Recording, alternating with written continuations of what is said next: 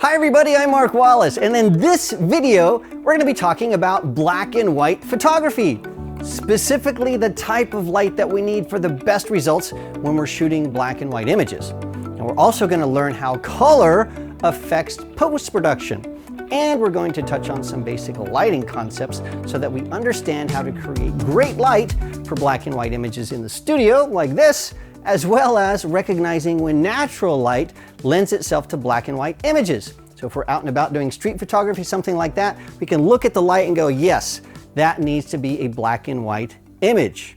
But before we talk about light, let's first have a short chat about shape. Now, when I'm saying shape, it's exactly what you're thinking. It's the way things are shaped. Some things are round, some things are square, some things are triangular. You get the idea. Everything has shape. Some things have stronger shape than other things. So when we tend to remember the shape of something before we remember its color, it's one of the reasons that road signs have really strong shapes. We know that's a stop sign before we ever get there because of the shape of the stop sign. We know it's a yield, or we know it's a speed limit sign. The shape helps us to instantly identify what those signs are. But before we even talk about shape, I need to introduce you to a guy who was very famous in Germany. He was this artist. His name is Josef Albers. And Josef taught at the famous Bauhaus school in Germany until it was closed by the Nazis in 1933. But he immigrated to the United States, and Josef continued to create art and to teach until his death in 1976. Why am I telling you about Josef?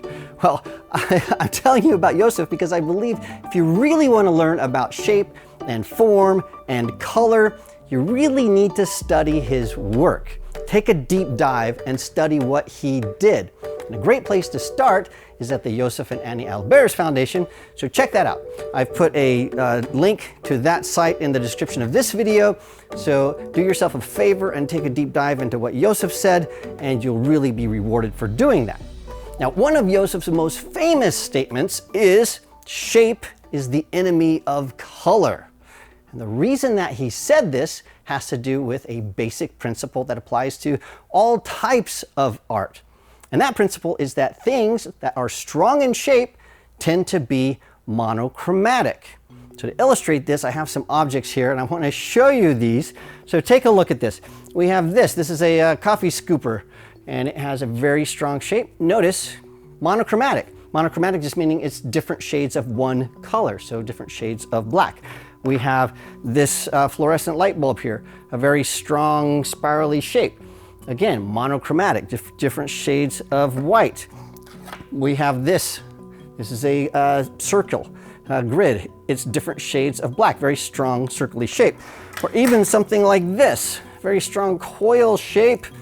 That shape is monochromatic. It's different shades of orange. This is repeated over and over and over again in nature. If you look at things like a garden hose, it's monochromatic, a strong shape. It's all different shades of green, or a chain, different shades of silver. That's hard to say. This will be repeated as many times as you look in nature. You'll see that things that are strong in shape tend to be monochromatic. And therefore, shape is the enemy of color. They're at odds. And so to put it another way, if you want great black and white images, you need to create strong shapes. All right, well, now that we have this knowledge, we know that shape and color have a strong relationship, we can start to talk about light. And the best way to understand light is simply looking at it. And so to do that, we have a great model today. I'd like to introduce you to Amis. Hola, Amis. And Amis is going to help me demonstrate a bunch of stuff here in the studio. We're going to set up some lights. We're going to be doing some, well, you'll see, some really groovy stuff. But we're not quite there yet. First, we need to understand some key terms. And the first key term is shape. Shape is an enclosed two-dimensional object. That's the key. It's two-dimensional. Form is when two dimensions become three. Form is a three-dimensional object with volume. So if we can see the shape of something and it has some depth to it, it has form.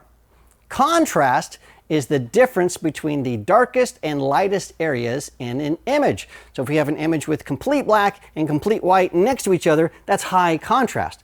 Well, if we have an image that has a dark gray and a light gray, that's lower contrast. So contrast, the difference between the darkest and lightest area in our image. And then texture. Texture is the way that the surface of the subject of your photo looks. It might be rough or bumpy or smooth. It might have gouge marks. It's that thing that lets us look into the image and almost feel what's in there. And we can control these four things by changing the position of our light in relationship to our camera. Let me show you an image. All right, you see this? What is it? Well, clearly it's Amis. But how do we know? She's a silhouette, you can't see her face, there's no color, but we know it's Amis because of the shape of Amis, and it's definitely not the shape of me. It's the Amis shape. But shapes can also be abstract. They can be just something that's interesting. But the question is, what makes a shape interesting? The answer is contrast and texture. Take a look at this image. It's an ornament on an old building in Peru. It's got some great texture, it's got some nice form, and notice it's also mostly monochromatic. It's got just different shades of green. Now, if we convert that to a black and white image, we have form and we have texture. But if I just adjust the contrast, voila! We have an interesting black and white image. It's got all of those four different things there. Let me show you a different photo. Notice this one has a lot of contrast and texture. And if you look really closely, look at the shadows in this image. We're going to be talking a lot more about shadows here in a little bit. So generally speaking, strong shape and high contrast make the best black and white images. If something has strong shape, then color is its enemy. We can control contrast, texture, shape, and form by changing the position of our light. So let me show you how. Let's dive right in. I have a very simple setup. I have my camera on a tripod. The camera is never going to move. It's going to stay in the same exact place. We're just going to be moving the position of our light. And we're not doing any kind of flattering light. We're just going to show you how we can control contrast, texture, shape, and form by moving the light around. We also have Amis. Amis is here on this stool. She is not going to ever move. She's going to be looking straight at the camera. And then we're going to move this light around. So the first thing we're going to do is I'm going to shoot front light. And front light is on axis with the camera. And you'll see that there's not going to be any difference in the contrast. The light from one side of the image to the other is pretty much the same. So let's shoot that. Amis looks straight at me. Perfect. Look at this image. You can see that from one side of Ami's face to the other, there is really no difference in the amount of light. So that's low contrast, low texture, low shape, and low form. The next thing we want to do is we want to move the light to about a 45-degree angle. So we're going to do that right now. I'm going to move this over here. Zippity-doo. So we're at about a 45-degree angle, just to the side. And now let's shoot that. So Ami's just going to look straight at the camera. And when we look at that, wow, check that out. Our contrast just came up. So now we have medium contrast. The texture is now starting to show up. You can look at Ami's shirt. You can start to see the texture in that shirt. The shape is now starting to increase. So we've got a little more shape than we did. And then the form is really starting to show up, that dimension there. So the next thing we're going to do is we are going to go and move this to the side. So we're at a 90-degree angle from our camera. And again, Ami's just going to look straight forward. We're going to take this shot. Look straight at me, Amis. Bammo. Wow, we have high contrast. So that contrast going from one side to the other, one side of Amis is illuminated, the other side is falling into shadow. So our contrast is going up, but you can see that our form is going down. It's also maximizing our texture. So as the light is going across Amis, across her shirt, we're starting to see a lot of texture on the shirt itself. So the next thing we're going to do is I'm going to move this behind Amis.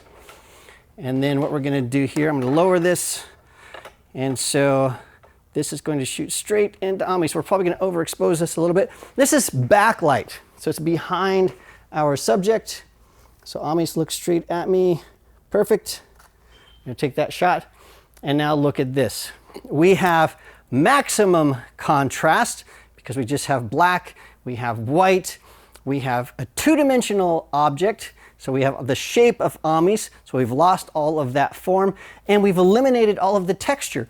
Because the light's coming from behind, we don't see any of the texture. So that's how we can control all of those 4 different things. By moving that light around our subject, we can have flat light, that's the light that's on axis with our camera, or front light, so our contrast is very low. For black and white images, we want to start moving that light to the side, so we increase the contrast, we increase the texture, and we lower the form, and that's going to make a really amazing black and white image. In addition to knowing how to control the position of light and contrast, texture, all that kind of stuff, we also need to know how to control the quality of light. And so Amis is hanging out back there. We're going to do a bunch of images in series to talk about the quality of light. So as we're looking at these images, what I want you to do is pay attention to the shadow, because the quality of light is determined by the shadows that light casts. So we'll be able to see that on Ami's face.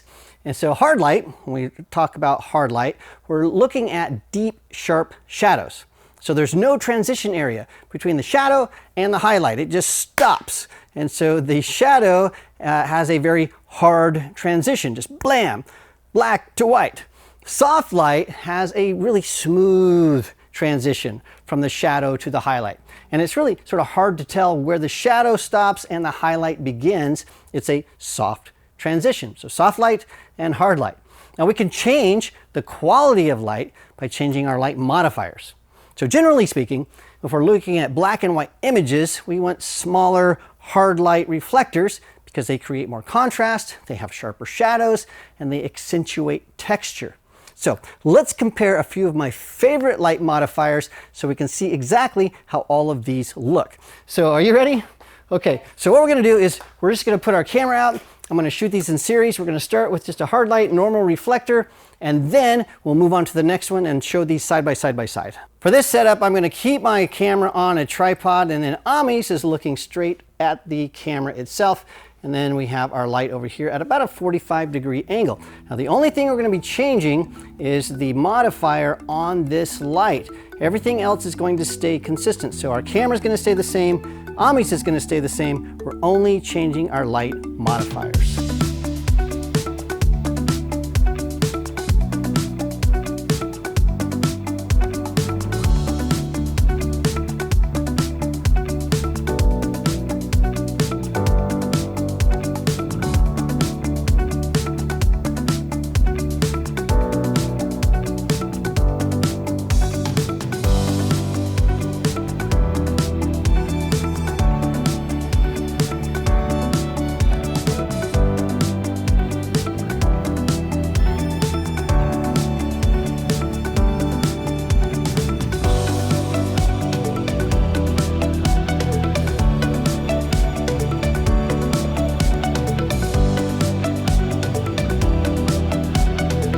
Well, that is a clear demonstration. Thanks, Amis, for being a good sport. We were able to show how when we change these light modifiers, we are changing the quality of light. We can see the transition area between black and our highlights and how they are smooth with big, giant modifiers and how they're nice and punchy with small modifiers. Well, that is contrast and the direction of light. We need to talk about color, because when we convert our colors to shades of gray, well, things can get interesting. For example, what shade of gray is red? And is that different than blue? And is that different than green and yellow? How do we know what the color is going to convert to when we're thinking in terms of shades of gray? So to understand that, let's hop over into Lightroom and take a quick look. I have 4 simple images here in Lightroom Classic. I want to show you how color affects our conversions from color to black and white. The things I'm showing you here in Lightroom Classic will also apply to Adobe Camera Raw, normal Lightroom, eVoto, Capture One Pro. Any modern editing software will have the exact same controls. They might be called something slightly different, but they're there in every single application that we use today. Let's begin by taking a look at this image. It's got 4 paper plates, red, blue, green, and yellow. I'm going to go to the develop module. One of the biggest mistakes when doing black and white photography is to just set our camera to black and white or convert to black and white in our post-production software and then don't do anything else to the image. That's a huge mistake. Let me show you why. Notice that red and blue and green and yellow are very distinct. Specifically, red and blue really stand out as individual. They don't look the same at all. But when I click on black and white just to do a standard conversion, red and blue look almost identical. Their luminosity values, their brightness values are the same. Green is a little bit brighter and yellow looks overexposed. Now that is not something we want. We want to see the difference between this red and blue in our image. If we look on the right hand side, there's this little black and white panel here, and it says black and white mix. That is not there if we're in our color mixing. It's called color channel, something like that. So what we can do here is I'm going to go and adjust the blues. I'm going to change the luminosity of the blues. You can see I can make that blue plate brighter or darker to make it stand out or not. I can do the same thing with the yellow plate. I can adjust my color channels to change the luminosity in each of the individual channels in my image to make it look exactly the way I want. Let's apply that to something a little bit more complicated. I'll go back here. Now I have those same plates, but now I have a color checker passport. I'm going to go again to my develop module and to the basic area. I'm just going to click on black and white, and now everything looks sort of muddy. We can't really tell what these colors are. Well, what if I want to adjust one of these colors? Well, I don't know what those colors are now. There's no label, red, green, or blue on there. Well, I can go over here to my black and white channel mixer. There's this little dot here. If I click on that, now I can go over here and I can just click and drag, and I'm changing that color. Even though I don't know what that color is, I'm changing it. I can go up here to this color, whatever that is, drag it up and down, and I'm changing that color. You can see it's green and aqua. Over on the right hand side, you can see that moving around. So I can just go and click on an area in the image to adjust that color range. So how does that apply to editing images? Well, here is an image that I've shot already. You haven't seen it yet in the video, but here's an image of Amis. I have a preset to convert this to black and white. I'm going to click on that, so we're at black and white already. I will show you exactly what I've done here in a second. But what I want to show you is this dress was yellow. Remember, that was yellow. So I can go over here to the yellow slider and drag this back and forth. And now notice I'm just changing the dress. If I didn't know that was yellow, I could click on my little dot, click on the dress itself, and now I can change the tonality of that dress to make it really bright or make it really dark. It's my choice. Look at the difference between that with the yellows all the way down to this, yellows all the way up. I'm dramatically changing how this image looks. I can choose my creative choices to make this image look the way that I see in my mind and how my artistic vision is accomplished. I can just change that. I can also change her skin tone by clicking and dragging on her skin. It's a little bit more in the orange and red range. You can see how that works. The other thing we can do, let's go in here. We've got this image here. And what I want to do is show you not only does color matter, but contrast matters. So I have not gone in. Normally I would go in here and I would do some skin retouching so that these blemishes aren't magnified. But I want to show you this with no retouching so you can see exactly what I'm doing. I'm going to go into the develop module, and the first thing I will do is I want to correct my tonality. So the first thing I will do is I'm going to convert this to black and white. Now I don't want to just go to black and white. I want to go over here to my profiles, and there are different black and white profiles. If I hover over these, you can see it's converting these differently. What's happening here is Lightroom is choosing to change the color channels in distinct ways to give me different looks. And so I'm going to choose black and white 5. I like the contrast there. So I haven't just converted it to black and white. I've converted it using some intelligence. The next thing I want to do is I want to change my color temperature. Watch what happens when I increase or decrease the color temperature. Because different colors are converted to different tonal ranges, I can adjust the look of the image just by changing the color temperature. So I'm going to convert this to something around there. That looks pretty good. The next thing I'll do is add a little bit of contrast.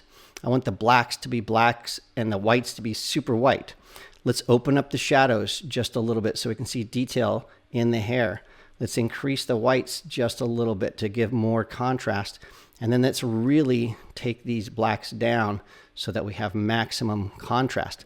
To see what's turning absolute black, there's a little triangle up here. If I hover over that, anything that is blue is going to print absolutely black. And so I can use that to sort of see how much black I'm getting if I want to really increase the contrast. And look at that. That is huge. That's before, that's after. I'm really doing some things. The other thing I want to do here is add some clarity to bring out that texture. Now again, I would normally clean up these blemishes on our skin before I do this, but I want to show you exactly what's happening in this image. Let's go and play with our black and white mix. I can play with the reds here. So I'm going to bring these up and down. That's changing her lips. So let's bring that down to about 25 or so to give more contrast there. We'll play with the oranges. Notice by bringing this back, I get a little bit more of a silver tone. It's a little too much for me. So I'm going to bring it to about right here. That looks pretty good. You can just adjust this to your creative taste. I'm also going to sharpen this so that it's really nice and punchy. Something like that looks pretty good. And then the last thing I want to do is add some effects. Normally I would do this in the Nik collection in silver effects, but I can add grain here right in Lightroom. So I'm just going to add a little bit of film grain to make that look a little bit more filmic. And there you go. Before and after. Converting from color to black and white is more than just clicking a black and white button. We need to adjust tonality and we need to adjust colors to get maximum effects. Well, now that we know how everything works as far as contrast and colors and all that post-production, it's time to put all of that together and make some great images. So Amis has some different outfits and different colors and different textures. And so we are going to just shoot and show you the results. Are you ready? Yes. All right, let's do it.